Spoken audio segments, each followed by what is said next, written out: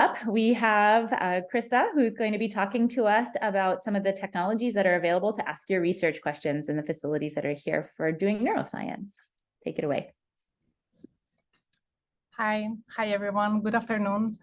My name is Krissa Papadanil, and I am a research scientist at the NYU Center for Brain Imaging. So I'll talk to you a little bit about us. The Center for Brain Imaging is a shared facility, which means that we facilitate research for a lot of different labs in psychology, as well as the Center for Neuroscience. We also have some labs from the NYU School of Medicine using our facilities, as well as non-NYU researchers, but we primarily work with psychology labs. We are a cost center, so we charge an hourly rate to use the equipment. And right now I am in our fMRI lab, that stands for Functional Magnetic Resonance Imaging. And that's why I have this big MRI scanner, this huge magnet behind me. So this is where people come. They bring their volunteer subjects, they slide them in the scanner, and then they record their data, their brain images, to study, broadly speaking, brain function. The MRI lab here is located in the ground floor of Mayer, so same building as the psychology labs, which makes things very easy. It's very convenient.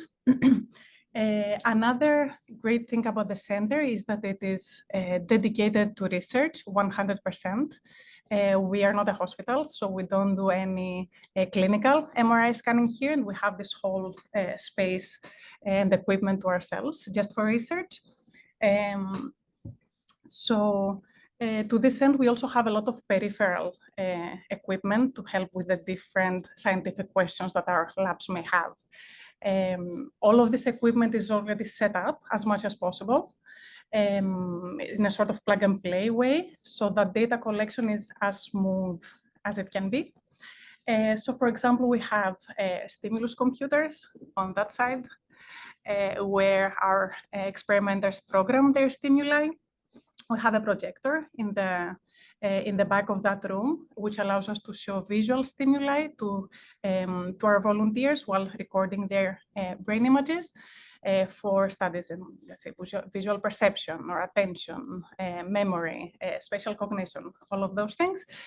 We have an eye tracking system to monitor and record eye movements, if that's something that's of interest.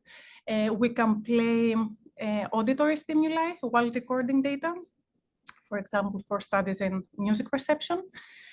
We have equipment to record respiration and pulse. So basically, we have a lot of cool state-of-the-art equipment for all different kinds of brain imaging studies in cognition, perception, social studies, and developmental studies. So part of our work here is helping people out use the scanner and implement their experiments and making sure that everything works together.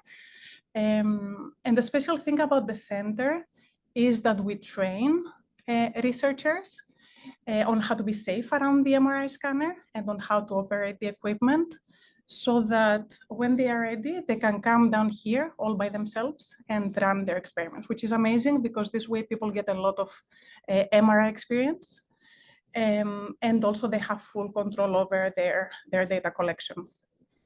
The center also teaches undergraduate and graduate courses on MRI and fMRI data collection and analysis.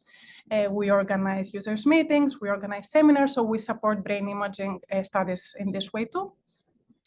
And apart from this room here, we also support some other brain imaging techniques. So we have a TMS lab, which stands for transcranial magnetic stimulation, and that's another exciting way not to image, but to manipulate brain function.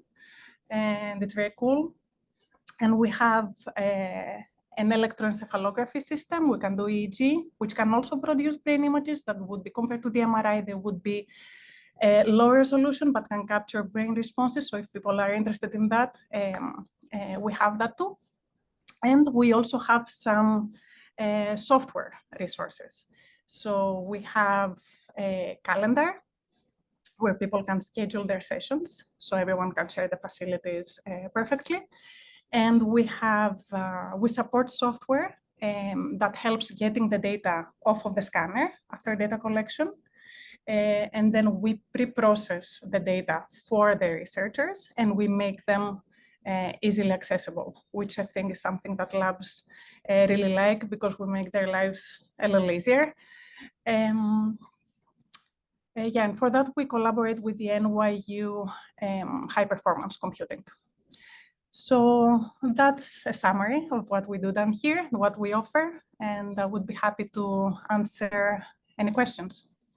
Thanks so much for that, Krista. I'll just add that you started at the beginning by saying it's a pay lab. You pay to use the services, but as a PhD student, you would not be paying. Of course. Yeah, right. So there's your faculty mentor would be the one who's responsible for securing the funds to make sure that you can run the studies that you've designed in that scanner. So that's, a collaboration with your faculty member about what the ideas are that they want to test. But there is, it's part of our philosophy, but also our rules that, graduate students are not paying to conduct any of the research. They're not paying for supplies. They're not paying for participants. That's the responsibility of the mentor that you're working with. There are opportunities for you to get grants and research awards so that your work can be acknowledged and that you can have that experience and those credentials, but the content of your work is not expected to be paid for by you at all. So so just to make sure that that's clear. Any questions about the neuroscience facilities? Can I add something actually? Yeah, feel free, Rob. Yeah, so what kind of on the note of paying for the MRI, if your advisor doesn't have the funds for a project that you want to pilot, you can actually directly apply for pilot funds from CBI, and it's a relatively simple process. I myself have done it twice. I've gotten 10K in funding for it. So that's like, I don't know, 20 hours, 10 hours at least in scan time. So it's been plenty for me to run whole projects on. And it's a very easy project. Easy application, yeah. Thanks so much for offering that. I appreciate you throwing that in there too.